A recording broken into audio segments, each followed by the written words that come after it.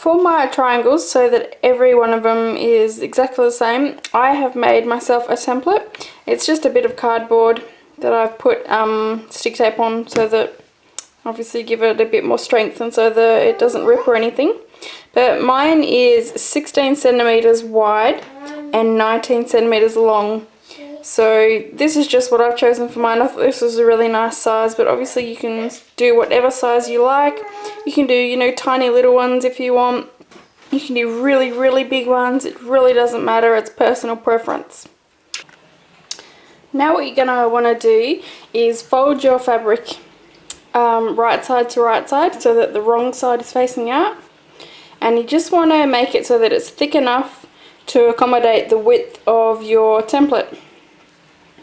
So here you can see I've got my folded edge here, and I'm going to put one of the long edges against it, doesn't matter which one.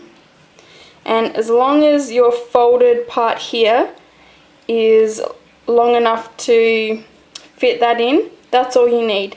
So then we're going to go around and trace around it, and going to do that as many times as you want. So I'm obviously going to do this one and then 4 more, so I can fit 1 more in here, and then I'll fold again and do the same thing again till I have 5, and then I'll come back and show you what to do next.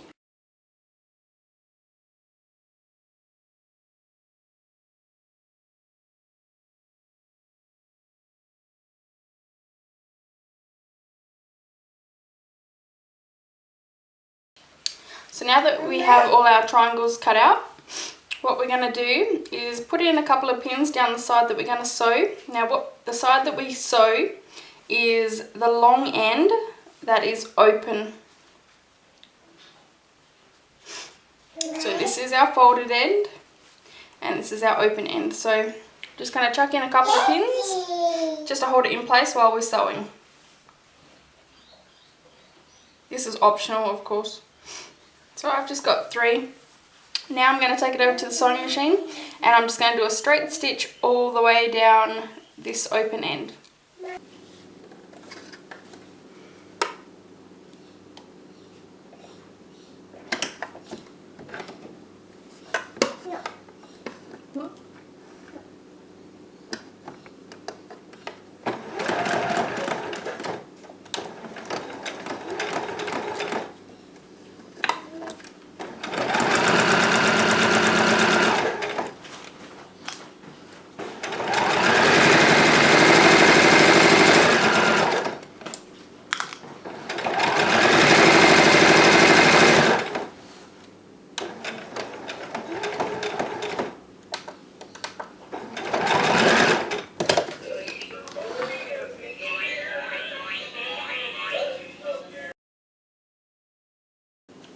So our next step here is to get each triangle and turn it right side out. And to make sure that this point, the very bottom of the triangle, to make sure that that comes out and is really nice and pointy, I use a chopstick and I just push it out into that point. You can, hopefully that's in camera. You can use a pen or a pencil, anything that's going to get down into that bottom point. So you're going to go ahead and do that to all of these, and the next step then is to iron them flat so that they're nice and crisp. So I'm just going to go ahead and fold all these right side out and then iron them.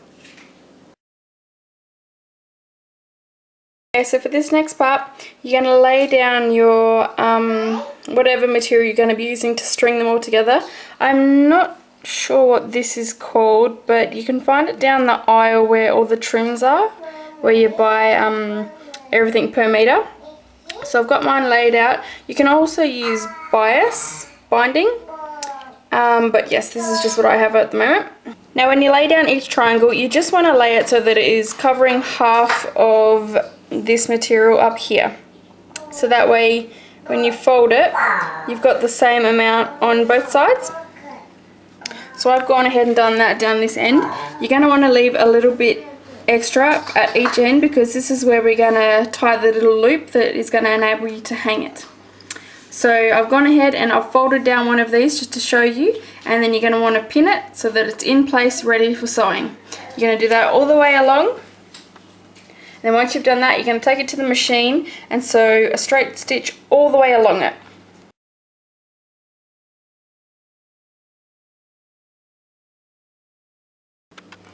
Okay, so now that we have all of our individual flags sewn on, we're going to go to the ends. This is the last step and then we're finished. So we're just going to have it so that it is laid in half, and then we're going to fold it. It's hard to do with one hand. Okay, so fold it in half, and then we're going to fold it back to the end of the first flag, which is right there. And then what I'm going to do is take it to the sewing machine and I'm going to zigzag over that just to hold it in place. So then we'll have the loop, which is what you use for hanging it.